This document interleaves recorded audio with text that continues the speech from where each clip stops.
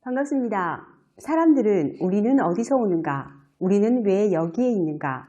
우리의 존재 의미는 무엇인가 등 인생의 궁극적 질문들을 가지고 살아가며 보통 결론은 유신론과 무신론을 통해 서로가 다른 해답을 찾게 되는 것 같습니다.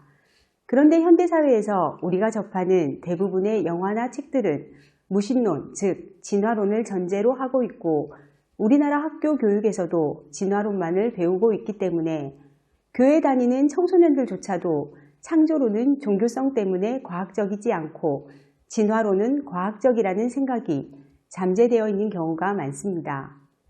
객관적으로 보면 유신론이든 무신론인 진화론, 빅뱅, 시뮬레이션 우주론, 평행이론 등 모든 이론에는 믿음이 필요함에도 불구하고 유신론에만 믿음이 필요하고 무신론에는 믿음보다는 과학적이고 합리적인 사고가 필요하다는 잘못된 생각이 전제되어 있습니다. 그렇다면 과연 무신론과 과학은 신앙을 요구하지 않기 때문에 우월한 것일까요? 과학적 사고는 합리적이지만 합리적인 사고는 결코 과학에만 국한되지 않는다는 사실과 무신론도 하나의 신념 체계이고 과학도 믿음이 없이는 존재하기 힘들다는 것을 우리는 이미 알고 있습니다. 현대는 하나님과 과학이 어울리지 않는다는 생각이 팽배해져 있는데 그 생각이 옳지 않고 이를 입증하는 일은 비교적 쉽다고 말하는 존 레녹스는 옥스퍼드 대학교 수학과 명예교수이자 탁월한 기독교 변증가입니다. 그는 옥스퍼드 대학 시절 C.S. 루이스의 마지막 강의를 들은 바 있고 무신론자인 리처드 도킨스와 공개 토론을 하기도 했었습니다. 또한 우리가 가진 세계관인 기독교 유신론, 즉 하나님이 우주를 창조했고 질서를 부여하고 하나님의 형상으로 인간을 만드시고 우리와 함께 하시는 하나님을 믿는 믿음의 근거를 과학이 무너뜨리는 것이 아니라 강하게 지지하고 있음을 보여주고 있습니다. 사람들은 과학자가 하나님을 믿을 수 있을까라는 의문을 가지곤 합니다. 그런데 만약 하나님과 과학이 전혀 어울리지 않는다면 기독교인이 노벨상을 받을 수 없었을 것입니다. 하지만 1901년부터 2000년까지 노벨상 수상자 60% 이상이 기독교인이었습니다. 2500년 전 생물들을 관찰한 생명과학의 아버지이자 최초의 과학자 중 한 사람인 아리스토텔레스의 잘못된 이론을 밝혀냈던 과학자 갈릴레오, 1998년 노벨 물리학상을 받은 윌리엄 필립스, 양자 물리학자인 존 폴킹혼, 우리가 잘 아는 아이작 뉴턴, 파스칼, 케플러 등 이들은 하나님을 믿는 과학자들이었습니다. 그들은 과학을 통해 하나님의 존재를 더욱 확신하고 신앙의 길을 견고하게 걸어갔습니다. 현대에 가장 인기 있었던 과학자는 스티븐 호킹입니다. 스티븐 호킹은 루게릭병에 걸렸지만 장애를 극복하고 우주에 대한 연구를 꾸준하게 했습니다.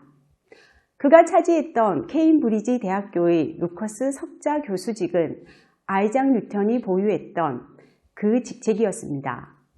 300년 전에 뉴턴은 중력의 법칙을 발견했고 호킹은 중력과 블랙홀에 관한 중대한 연구를 수행했었습니다.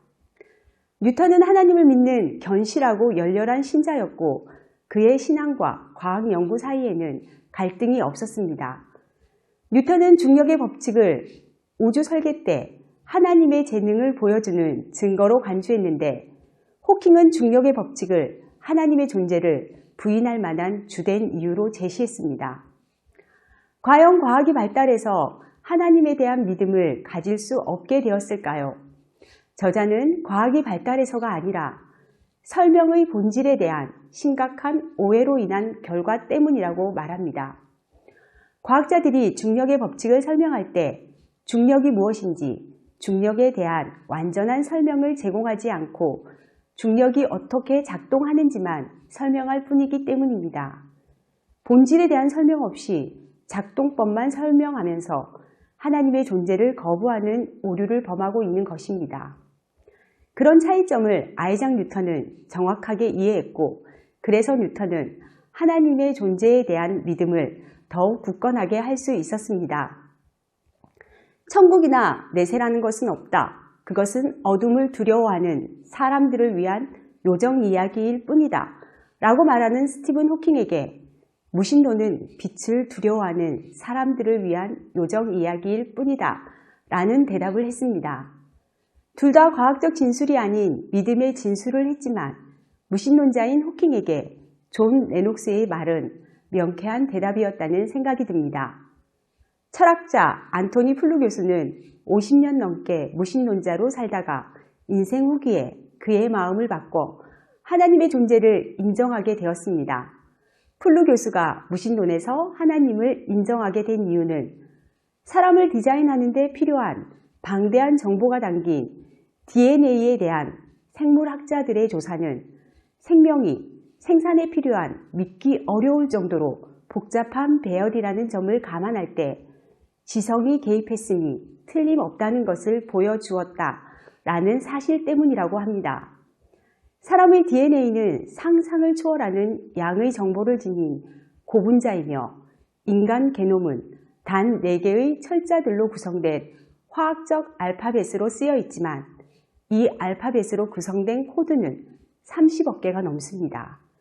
이렇게 복잡한 DNA가 지성의 개입 없이 과연 자연적으로 창출될 수 있을까요? 진화론자들이 종국에 부딪히는 문제 중에 하나는 인간의 조직화된 정보의 출현이 어디에서 비롯되었는지를 감안할 때 그리고 정밀한 기계를 만들기 위해 필요한 너무 복잡한 설계도 그 이상의 존재, 즉 상상을 초월하는 존재가 인간의 DNA임을 깨닫게 될 때 진화론에 대한 믿음을 유지하기 어렵습니다. 결국 증거가 있는 곳이면 어디든지 따라간다는 소크라테스의 합리적 원칙을 지침으로 삼았던 플루 교수의 인생이었기에 사람의 DNA의 복잡함의 증거를 통해 하나님의 존재를 인정하는 것이 가능했었습니다. 자연주의라는 무신론적 철학에 관한 내용을 담고 있는 만들어진 신의 저자 리처드 토킨스에게 존 레녹스는 당신은 우주가 당신을 창조했다고 믿는다. 그러면 누가 당신의 창조자를 창조했는가? 라는 질문을 했으나 10년이 넘도록 그의 답변을 기다리고 있지만 아직도 대답을 듣지 못하고 있습니다. 리차드 도킨스와 같은 무신론자들이 주장하는 빅뱅은 우주가 최초에 어떻게 존재하게 되었는지에 대해 아무것도 말하지 않지만 성경은 우주의 이유를 제공하고 있습니다. 하나님이 우주를 창조했다고 말합니다. 즉 하나님이 일으킨 시발점이었고 그 시발점을 빅뱅이라고 불러도 무방합니다. 그것은 하나님이 일으킨 빅뱅이었습니다. 과학은 모든 것을 설명할 수 있을까? 당연히 과학은 모든 것을 설명할 수 없습니다. 존 레녹스는 과학자가 하나님을 믿을 수 있을까? 과학이 발달한 세계에서 성경을 진지하게 여길 수 있을까? 신약 성경은 믿을만한가? 기적은 지나친 상상인가 등의 여러 주제를 통해 과학자로서 하나님과 과학이 매우 잘 어울림을 설명하고 있습니다. 조금 어려운 내용일 수도 있지만 이 책을 통해 기독교와 과학의 관계를 명쾌하게 해명하는 내용들을 만나보는 시간이 되시길 바랍니다. 감사합니다.